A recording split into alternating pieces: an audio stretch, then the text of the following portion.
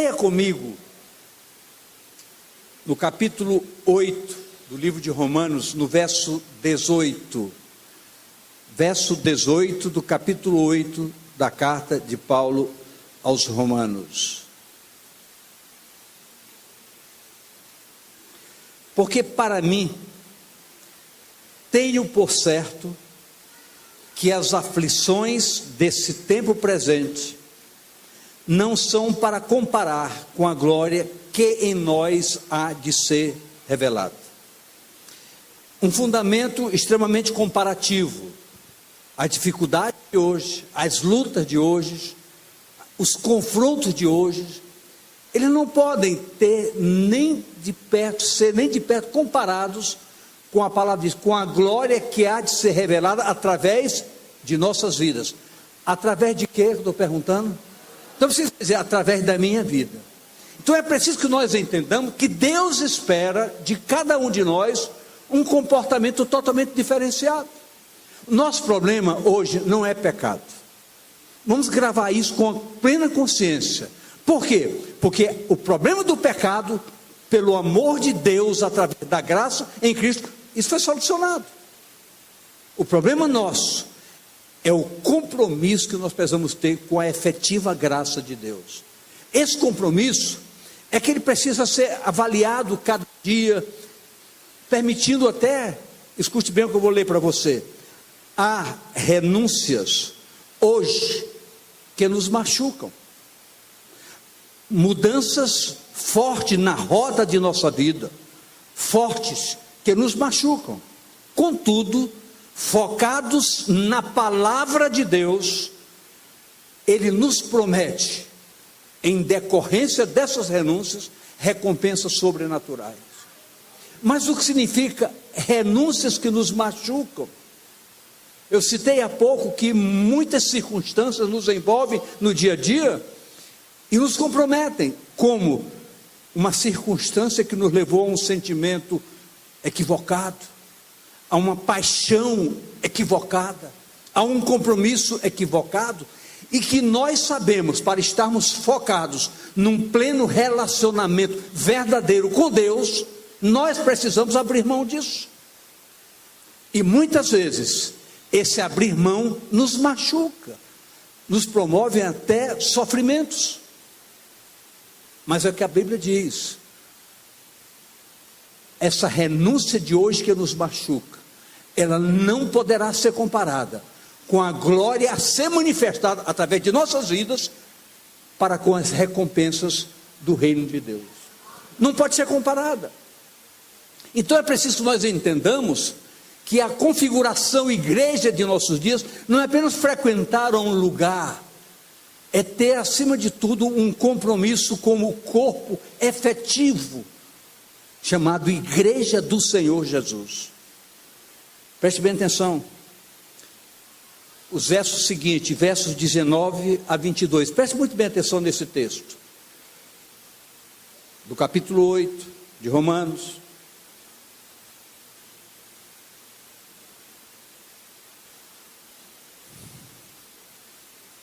Porque a ardente expectação da criatura espera a manifestação dos filhos de Deus.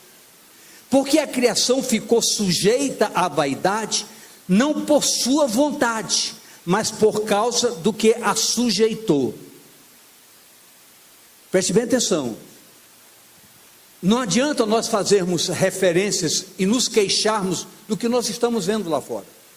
O que nós estamos vendo lá fora é uma sujeição plena a uma soberania negativa chamada fundamentos mundanos, que tem um gerenciamento próprio e adequado, chamado o gerenciamento do reino deste mundo. Quem gerencia o reino desse mundo? Todo mundo sabe, não precisa nem citar, porque todo mundo sabe. Então a palavra mostra que lá fora aguarda um diferencial, e a Bíblia diz categoricamente que em um determinado momento nós veríamos, nós o quê? A diferença entre quem serve a Deus e quem não serve.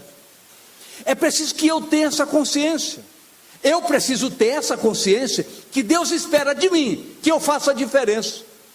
Diga a pessoa do seu lado: Deus espera que você faça diferença na sua história. Então nós temos que entender isso. Há coisas que são duras, difíceis. E para nós que temos compromisso com o Evangelho, verdade, muitas vezes é duro nós temos que dizer coisas para as pessoas que elas não conseguem entender de pronto. Não conseguem entender de pronto. São fundamentos que a Bíblia assevera e que nós temos medo de falar deles. Por quê? Porque eles vão machucar pessoas. Machucar de que maneira? Porque elas estão presas à servidão deste mundo por consequências históricas de suas vidas. Mas nós temos que entender: você quer adentrar cidadania, você tem que mudar muitas coisas da sua vida. Eu já disse, seu problema não é o pecado, o seu problema é aceitar a plenitude da graça de Deus em Cristo Jesus. Porque essa plenitude diz que eu preciso, como homem, no meio de uma geração corrompida e perversa, eu tenho que ter um comportamento como um homem que tem uma vida santa. Agora eu lhe pergunto: isso é fácil? Isso é simples? Isso é determinação. Isso é o que, queridos? E propósitos. Muitas vezes nós queremos que a palavra se adeque às circunstâncias nossas. É verdade. Nós queremos que a palavra se adeque, nós queremos que dê um jeitinho para ajustar o nosso querer. Deixa eu dizer uma coisa para você aqui. Eu sei que isso é duro para muita gente entender. Mas a palavra diz que quando Deus une duas pessoas num casamento, a palavra diz: o que Deus uniu. Como é que você sabe o resto? Agora eu lhe pergunto: é fácil cumprir isso? Porque a palavra diz é que quem romper contra essa verdade se tornará adúltero se tiver qualquer outro relacionamento. É fácil aceitar isso? É fácil, esse microfone está com problema. É fácil aceitar isso? Então, mas eu pergunto: não é fácil, mas é a verdade. Quer eu queira, quer não queira, é a verdade. E a palavra diz: nada podemos contra a verdade, senão a favor da verdade. Agora eu pergunto: eu posso forjar mudança desse quadro? Eu não posso, porque eu estaria assumindo de Deus uma irresponsabilidade, de infidelidade para com a palavra. Eu não posso fazer isso. Para agradar você, eu tentaria dar um jeitinho. Só tem que com Deus não se brinca. O que nós plantamos, nós colheremos. Então o meu compromisso, já disse, não é com o pecado, é com a aliança que destruiu o pecado da minha vida. E essa aliança chama-se morte e ressurreição. Eu preciso morrer para os fundamentos equivocados e ressuscitar para uma nova vida. E essa nova vida nos chama a um compromisso muito sério de fidelidade para com a palavra. Eu me recordo, pastor Marcelo, de domingo, quando você ministrou e disse que há certas normas que nós nos tornamos agressivos por querer mudá-las. Mas é preciso muitas vezes, como aconteceu, a própria jumenta falar e dizer: não queres ver, mas Deus está me colocando aqui para te abrir os olhos. Conseguimos entender isso? Não podemos mudar o plano de Deus. Temos que nos adequar à vontade de Deus. Diga isso a pessoa do seu lado. Diga mesmo, olhando nos seus olhos: você sabe que você precisa se adequar à vontade de Deus? Não é Deus que vai se adequar à minha vontade, eu tenho que me adequar à vontade de Deus. Ela é soberana, ela é absoluta. Só ajudarmos a mudar a sociedade com a nossa evidência do que somos, isso pode gerar mudança exemplar de nossas vidas. Eu não posso mudar uma sociedade, mas onde eu estou, eu posso dar uma referência que possa ajudar a mudar alguma pessoa. As pessoas não estão preocupadas com o que nós falamos, as pessoas estão preocupadas com o que nós fazemos. A sociedade está presa à sujeição maligna, quer queiramos que não. Isso acontece com muita sutileza. A sociedade é contaminada pela sutileza de um mundo mau, perverso, criminoso, destruidor. A igreja pode, com suas ferramentas, mudar e libertar muitas vidas. Quando se fala em células, ainda hoje, algumas pessoas relutam. Mas, querido, quero dizer para você que trazer alguém para um templo, muitas vezes tem barreiras religiosas escondidas por trás disso. Mas você convidar uma pessoa para uma célula na sua casa é diferente. Quando você consegue levar uma pessoa para uma célula na sua casa, a história dela pode começar a mudar. Porque eu já disse aqui, vou repetir, na placa da sua célula, não precisa nem o nome, só presta para você colocar: ajuda-se pessoas a serem salvas. Então, quando a pessoa é convencida da verdade numa ação do Espírito Santo, vir para o templo é consequência. Já será de uma forma totalmente espontânea, porque ela começa a entender a rota de uma vida que efetivamente conhece a verdade, e a verdade conhecida liberta vidas. Nós precisamos entender essas coisas. Há um chamamento muito forte para que nós não sejamos vítimas das circunstâncias do dia a dia. Queridos, nós somos provocados quase que 24 horas por dia. Somos provocados até em sonhos. Nós somos provocados, porque o gerenciador das normas equivocadas deste mundo, ele não está satisfeito com a nossa retidão de vida. Não está satisfeito. O prazer, como ele não pode mexer com o Senhor da vida, ele mexe com quem quer servir o Senhor da vida. E muitas vezes nós somos provocados a mudar a nossa rota, para atender às demandas naturais da nossa vontade, do nosso desejo, do nosso querer, do nosso achar, do nosso pensar. Isso é muito sério.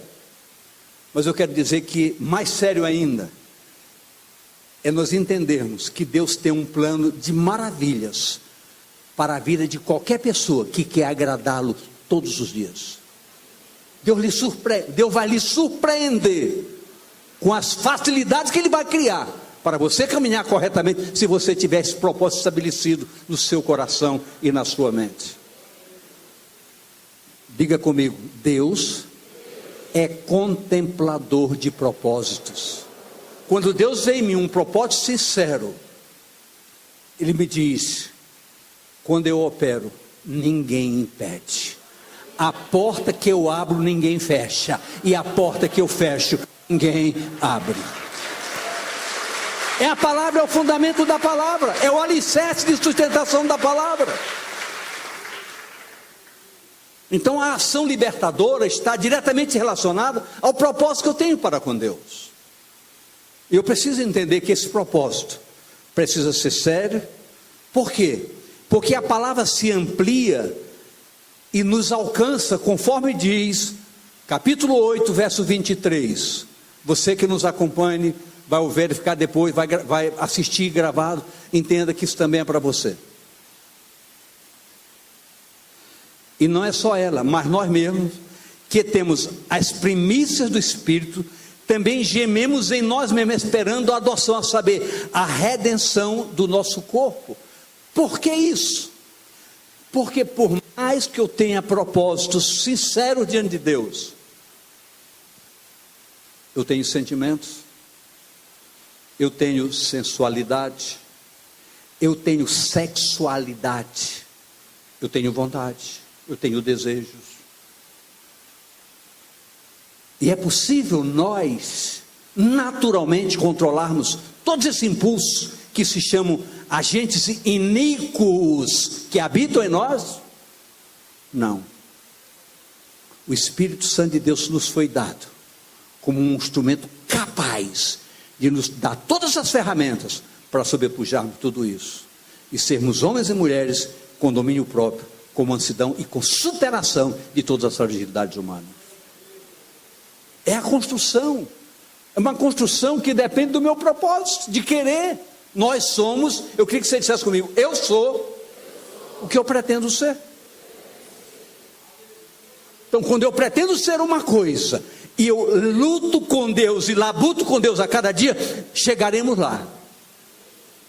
Porque já disse e repito, tudo podemos naquele que nos fortalece. E é a força desse poder que me anima e constrói dentro de mim todo esse alicerce para ser aquilo que eu quero ser. O grande segredo é eu querer ser. Por quê, pastor? Por uma razão muito simples. Você sabe que para ter compromisso com Deus, você tem que abrir mão de alguns outros compromissos.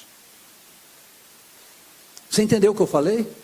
Se você entendeu, diga à pessoa do seu lado o que você ouviu. Para que você tenha um compromisso sério com Deus, tem que abrir mão de outros compromissos que batem em sua porta. Você sabe disso? Nós precisamos saber nós precisamos entender tudo isso. Por quê? Porque isso é desafio. Isso é desafio. Presta bem atenção. Só que tem em nós, para que isso aconteça, a presença de um ser chamado Consolador. Como é que se chama esse ser? Porque nas minhas renúncias eu tenho perdas. Eu vou te perder alguma coisa. E muitas vezes essas perdas machucam, como eu disse no começo. Mas há um Consolador que vai estar lá dentro e dizer, você vai ter uma recompensa maior. Isso está categoricamente registrado no Evangelho de João, no capítulo 16, versos 7, 8 e 13. Presta atenção.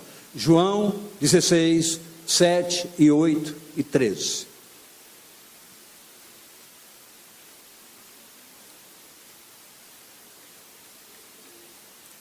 João 16, 7, 8 e 13.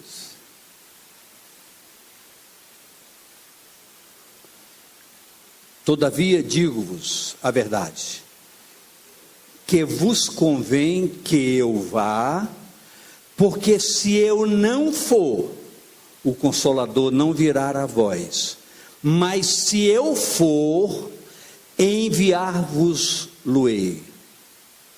E quando ele vier, ele convencerá o mundo do pecado, da justiça e do juízo. Verso agora 13. Mas quando vier aquele Espírito de verdade, ele vos guiará em toda a verdade, porque não falará de si mesmo, mas dirá tudo o que tiver ouvido e vos anunciará o que há de vir. Preste bem atenção. Perguntaríamos nós se contemplar a Jesus naquele tempo não era o suficiente. Porque Jesus disse, é necessário que eu vá, porque se eu não vou, vocês vão se perder. Porque vocês estão me vendo agora, eu estou dando pão, estou curando vocês, estou consertando a vida de vocês.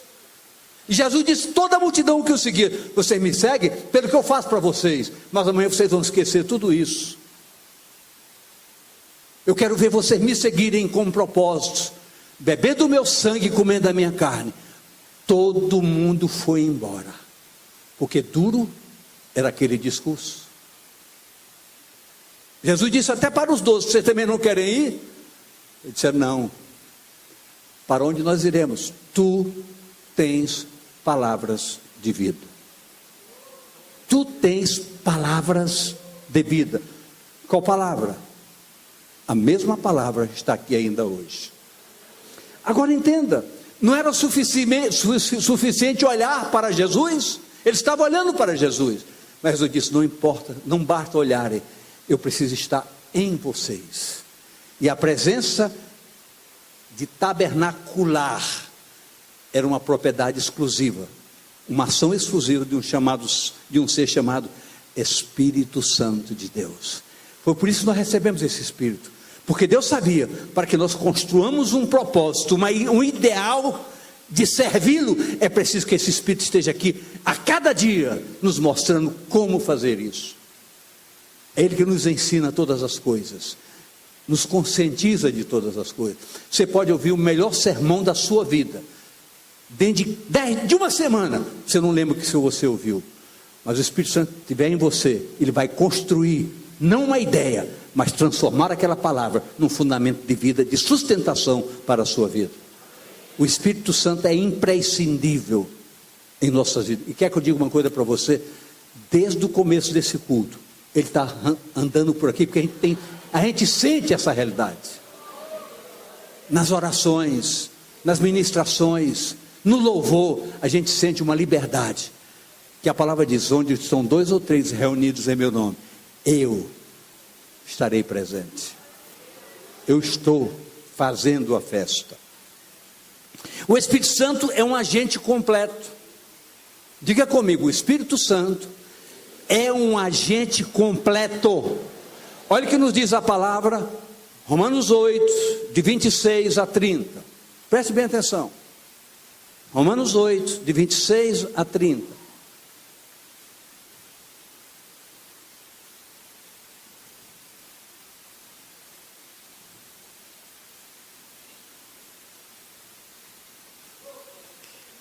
E da mesma maneira, também o Espírito ajuda as nossas fraquezas. Está vendo que coisa? O Espírito Santo ajuda as nossas fraquezas, porque não sabemos o que havemos de pedir como convém, mas o mesmo Espírito intercede por nós com gemidos inexprimíveis. Quando se fala isso, a pessoa pensa, é que eu falo em línguas. Não é isso. É a ação do Espírito Santo arrancando o seu propósito, levando esse propósito diante do Pai. Jesus se manifestou pela sua palavra dizendo: filhinhos, através de João, eu escrevo essas coisas para que vocês não pequem, mas se vocês pecarem, tenham certeza, há alguém junto ao Pai a interceder por vocês. Eu tinha verdadeiro pavor de ministrar esse verso, porque é como se eu dissesse a alguém: peca à vontade, porque tem alguém que te conhece, está intercedendo por ti. Isso não é verdade. O que ele está dizendo é que se houver uma involuntariedade, ou uma circunstância que leva você a falhar, Deus sabe que você não é isso, e há um advogado lá em cima dizendo: ele não é isso, porque eu sei quem ele é, e quem você é, ele sabe o que você é. É por isso que o nosso propósito tem que estar fundamentado em princípios. É uma construção efetiva. Olha mais o verso 27. É de 26 a 30. E aquele que examina os corações sabe qual é a intenção do Espírito. E é Ele que, segundo Deus, intercede pelos santos. Queridos, por favor, eles intercedem por quem? Pelos santos. Então há necessidade de eu entender que a minha santidade chama a ação objetiva e efetiva do Espírito Santo com liberdade. Olha o verso 28. E sabemos que todas as coisas contribuem juntamente para o bem daqueles que amam a Deus, que são chamados por seu decreto. Olha o verso 29. Porque o que dantes conheceu, também os predestinou para serem conforme a imagem de seu Filho, a fim que ele seja o primogênito entre muitos irmãos, entre a congregação dos santos. E aos que predestinou, esse também chamou. Aos que chamou, esse também justificou. E aos que justificou, a isso também glorificou. Predestinação, ninguém pode chegar a dizer: eu fui predestinado para ser salvo sozinho. A Bíblia diz que a graça de Deus se manifestou salvadora a todos os homens. Essa predestinação significa essa capacidade de aceitar, de receber a dádiva divina, nos atribui prerrogativas fundamentais para que nós possamos construir uma vida de pleno agrado ao coração de Deus. Você sabe que todas as vezes, toda manhã quando você acorda, quando você abre os olhos, acordei, eu posso ter consciência de uma coisa: Eu posso olhar na minha frente, eu vou ver um pacote de misericórdia. Não visível, mas crido. Porque a palavra diz que a misericórdia do Senhor se renova a cada manhã. A favor de quem? Dos seus santos. E elas não têm fim. Elas funcionam 24 horas por dia. Para nos livrar desse lado. Quer ver uma pergunta? Quantos acidentes aconteceram hoje? Acidentes aconteceram hoje? Vários. Alguém entrou aqui e deu graça. Eu te dou graças, Senhor, porque eu cheguei, não tive nenhum acidente. Nós fazemos isso? Não fazemos. Mas nós somos alvos da misericórdia de Deus. Nem esse descaso Deus leva em consideração. Nem esse descaso Deus leva em consideração. Por quê? Porque as suas misericórdias não têm fim. Não se limitam à minha fragilidade, e sim ao seu compromisso para comigo. Uma vez que eu tenho um compromisso de propósito para com Ele. Eu posso ouvir amém? Mas escute, a nossa tranquilidade se fundamenta na palavra prometida. Eu preciso ter tranquilidade com a palavra que me é prometida. Diga, que é prometida para a minha pessoa, para o meu ser. Eu preciso entender que não é presunção, não é soberba, não é vaidade, preciso entender que o meu compromisso com Deus advém de um compromisso que Deus tem para comigo. Olha o que diz o verso 31 do capítulo 8, Romanos 8, 31.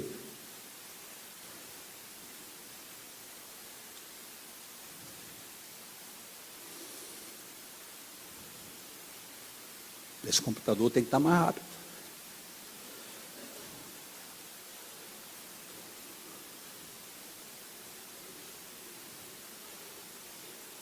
Eu vou abrir minha Bíblia para ajudar o computador. Que diremos, pois, a estas coisas? Se Deus é por nós, quem será contra nós? Você consegue entender isso? Você poder ter a ousadia de dizer, Deus é comigo, nenhum mal vai me acontecer. No Salmo 112 diz, nem notícia ruim vai chegar na minha tenda. Está lá no Salmo 112. Eu não vou abrir o computador, vou ler aqui esse verso do Salmo 112, que diz aqui: na tua casa a prosperidade e riqueza, e a tua justiça permanece para sempre. É dizer, olha o verso 7 do Salmo 112, não se atemoriza de más notícias. Coloca por favor Salmo 112, verso 7. Salmo 112, verso 7. Por favor. É bom você gravar isso. Quando eu tenho um compromisso com Deus, Deus tem um compromisso comigo. Salmo 112, verso 7. Olha o que diz aí, para você gravar isso com muita convicção. Não temerás maus rumores. O seu coração está firme, confiando no Senhor. Na minha outra tradução diz aqui: não se atemoriza com más notícias. O meu coração é firme, confiante no Senhor. Nós somos desconfiados de tudo, nós somos temerosos de tudo, ficamos apavorados, muitas vezes, desnecessariamente. E a Bíblia diz, não estejais inquietos por coisa alguma, estejam firmes, convictos, alicerçados na fé, que a fé sobrepuja todas as fragilidades. Se estivermos em comunhão com o Senhor, diga, se eu estiver em comunhão com o Senhor, diga, se eu estiver com um relacionamento correto com Deus, agindo com fidelidade, com honra, e havendo em cada um de nós um espírito de santidade ao Senhor, as coisas em nossas vidas acontecerão em decorrência desse relacionamento no cotidiano.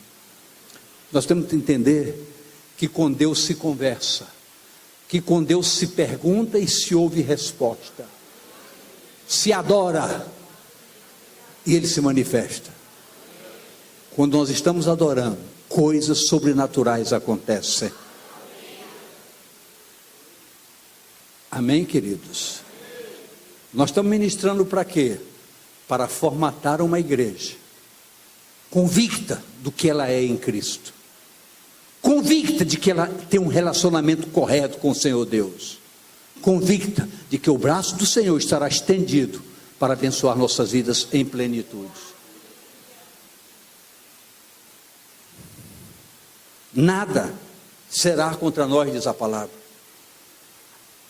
A paz abraça o nosso ser em plenitude. E a palavra diz lá no livro de Isaías, lá no capítulo 4, 3, quando o Senhor opera, quem impede? Quem poderá impedir a ação soberana de Deus em nossas vidas? A palavra começa a qualificar muita coisa. Não é altura, não é profundidade, não é outra qualquer criatura que nos separará do amor de Deus em Cristo Jesus. Nada, absolutamente nada. O Senhor Deus crava sua promessa de maneira fundamentada. Olha o que nos diz os versos de 32 a 37 do capítulo 8. 32 a 37 do capítulo 8.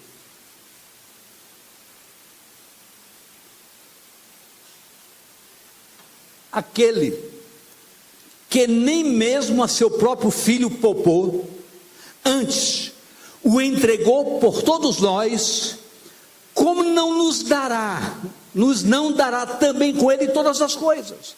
A Bíblia diz: se Deus, por amor a mim, por amor a você, e por favor, dê uma sacudida na pessoa, ele está falando com você também, por amor a você, Deus deu o seu próprio filho. A Bíblia diz que Deus fez Jesus pecado por nós, para que nós fôssemos feitos justiça de Deus. Não me faz rir, rapaz. Então Deus fez isso. Diga, Deus fez isso. Como então não nos entregará todas as coisas? Que coisas?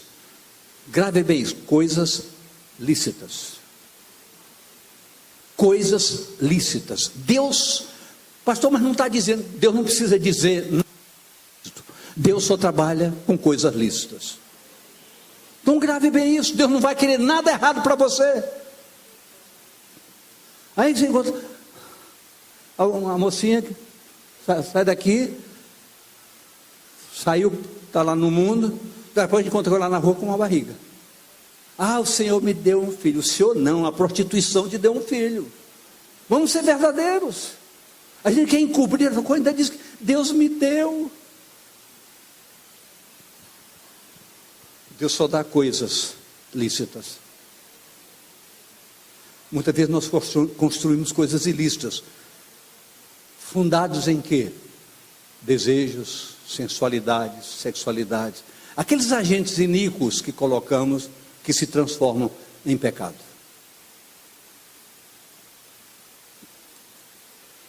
Quem tentará acusação contra os escolhidos de Deus? É Deus quem os justifica. Quem os condenará? Pois é Cristo que morreu, ou antes que ressuscitou dentre os mortos, o qual está à direita de Deus e intercede por nós. Estará à destra, à direita, intercedendo por nós. Quem nos separará do amor de Cristo? A tribulação, a angústia, perseguição, fome, nudez, perigo, espada? O que? O verso 37 para encerrar essa parte. Como está escrito, 36, perdão, volta. Como está escrito: por amor de ti somos entregues à morte todo dia, fomos reputados como ovelhas para o matador. Mas em todas estas coisas somos mais do que vencedores por aquele que nos amou. Todas as coisas, todas. Que coisas? Coisas corretas, coisas lícitas. Em todas as coisas lícitas nós somos mais que vencedores. Precisamos entender isso, precisamos tomar posse dessa verdade e agregar essa verdade como fundamentos muito fortes para todos nós. É como diz Isaías 43, 26. Isaías 43, 26. É como ele diz. Isaías 43, 26. Procura lembrar-me. Entremos em juízo juntamente. Apresenta as tuas razões para que te possa justificar. Queridos, eu considero esse verso de Isaías 43, 26, uma preciosidade, porque é Deus dizendo: eu quero te justificar. Mostra as tuas razões. Me mostra como é que eu posso te justificar. Eu só posso te justificar se tu viveres na obediência. Eu não posso te justificar se tu está vivendo uma vida errada. Não adianta nós queremos enganar a Deus. Deus não se deixa escarnecer, diz a palavra. Então nós temos que ser coerentes com a nossa decisão. Nós somos fruto da nossa decisão. Uma vez eu vi a Valnice Milhão ministrando e ela disse: nós somos o que nós vemos. E é verdade. É verdade. Tem gente que vê demônio em tudo. O senhor está uma dor de cabeça, isso é demônio. Isso é demônio. Tem pessoas que vê demônio em tudo. Então ela está vivendo em agrado ao bicho.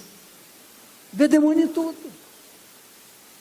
O senhor está passando mal, comeu um sanduíche estragado, está sentindo mal. É demônio, não, é dor de barriga mesmo. Então, queridos, nós temos que ser racionais nas coisas espirituais. Parece um absurdo dizer, mas é verdade. A igreja não pode caminhar sem discernimento. Só discernimento nos mostra o que de fato é. Discernimento é atributo de homens e mulheres de Deus. Quem é de Deus sabe e ouve as coisas de Deus. Então nós temos que entender isso. São fundamentos que eu não estou ensinando, são fundamentos que a Bíblia nos ensina. São fundamentos práticos que a palavra revela para todos nós. A incredulidade faz diferença em nossas vidas. A incredulidade faz uma diferença muito grande em nossas vidas. É como diz Romanos 9, numa correlação com a igreja. Romanos 9, verso 6. Romanos 9, verso 6. Não que a palavra de Deus haja faltado, porque nem todos os que são de Israel são israelitas. Qual é a correlação que se faz com a igreja? É isso. Nem todos que estão na casa do Senhor pertencem ao Senhor. Isso é duro? É. Mas é um desafio, ou seja, um alerta em tempo oportuno. Porque não adianta eu estar aqui se minha vida não está aqui. Não adianta eu estar aqui com a Bíblia na mão se essa palavra não significa nada para a minha vida. Eu já disse e repito, nosso problema não é com o pecado, é com a graça. Porque se nós aceitarmos a graça e caminharmos fundamentado nessa graça, ninguém nos detém. Porque é uma obra santa. Então, essa correlação precisa ser feita. E qual é a motivação maior dessa palavra dessa correlação que você ouviu no verso 6 do capítulo 9, em relação à igreja? É que você hoje tem a oportunidade de fazer uma introspecção, de olhar para dentro de você. Você tem uma oportunidade singular de olhar para dentro de você e dizer: meu Deus, eu estou sendo enganado, eu estou me enganando.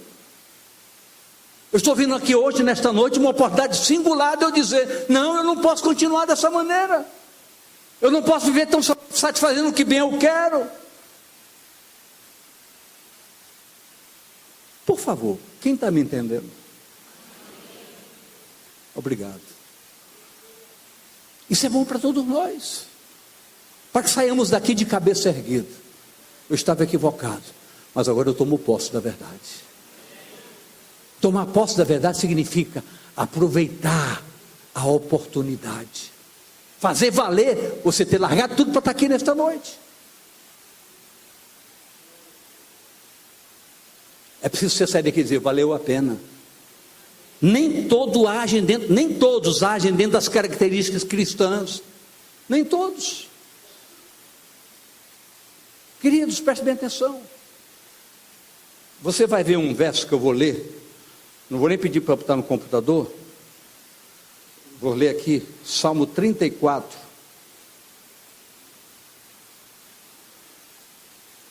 Salmo 34, verso 11, que diz assim, pode procurar para colocar, eu vou me antecipar aqui.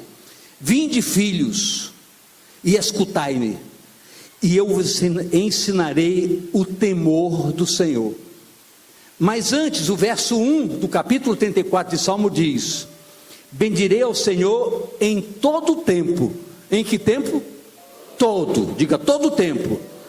E o seu louvor estará sempre nos meus lábios. Sempre. Mas quantas vezes alguém me chama e muda a minha rota? Uma simples conversa de alguém que todo dia, porque ele é isso, porque ele é aquilo, vai ter ouvido, fica engravidando você no ouvido, e você alugando seu ouvido para o ouvido. Daqui a pouco, é mesmo, já você vê que ele é isso mesmo. Então o diabo se aproveita e destrói a rota e tira a sua fidelidade para com a palavra. Assim como um bom conselho edifica, um mau conselho destrói. A pessoa fica todo tempo, pode observar, não observar, observa, pode ver que ele é isso mesmo. Você acaba acreditando. Não podemos perder esse foco. Vinde, filhos, e escutai-me, eu vos ensinarei o temor do Senhor. Quem tem temor a Deus não aluga o seu ouvido, nem abre a sua boca para falar mal de ninguém. Por favor, chegando em casa hoje, ou amanhã, ou depois, pegue sua Bíblia no Salmo, sua Bíblia no livro de Romanos, capítulo 14. Lá está escrito categoricamente: não fale mal de ninguém. Mas o fulano está errado, ore por ele. Você não é um homem de Deus, ore por ele. O poder da oração transforma a vida dele. Eu posso ouvir amém, queridos? Amém. A sua história pode mudar radicalmente de hoje em diante. Você vai aprender a construir uma vida de relacionamento com Deus.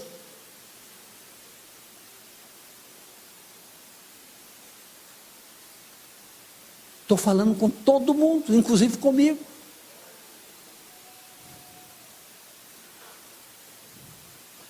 Lamentações, capítulo 3, Lamentações de Jeremias, de 38 a 40, diz Lamentações 3, 38 a 40. Vamos ler para encerrarmos. E vamos orar. Porventura, da boca do Altíssimo não sai o mal e o bem? De que se queixa, pois, o homem vivente? Queixe cada um dos seus pecados, das suas falhas, dos seus equívocos. Esquadrinhemos os nossos caminhos, experimentemos-los e voltemos para o Senhor. Então isso se encaixa propositalmente no que nós estamos falando. Hoje você pode mudar rotas, você pode restabelecer uma nova forma de viver, dizendo: de hoje em diante, meus ouvidos não serão alugados, nem meus lábios abrirão para falar mal de ninguém. Como um homem de Deus, como uma mulher de Deus, quando eu ver uma coisa errada, me prostro diante do Senhor e peço misericórdia para edificar essa vida. Nós não somos construtores de derrota, nós somos construtores de soluções. Eu posso ouvir amém mesmo? O Salmo 34, eu quero deixar para você levar para casa. 2 compromissos você leva daqui. Abrir o Salmo 34 e dizer: minha vida precisa ser isso. Aqui tem coisas extraordinárias. Chamou este aflito e o Senhor o ouviu clamou este aflito, e o Senhor o ouviu e livrou de todas as suas tribulações. O anjo do Senhor acampa-se ao redor dos que o temem e os livra de todos os males. Perto está o Senhor dos que têm o coração quebrantado, e salmos de contrito espírito. Então pense nisso. Você leva o Salmo 34 para meditar, e o capítulo 14 de Romanos, para você policiar um pouco mais a sua rota, e você sai daqui levando uma palavra muito clara. Seu problema não é com o pecado, é com a posse efetiva da graça de Deus em Cristo Jesus. Fique de pé.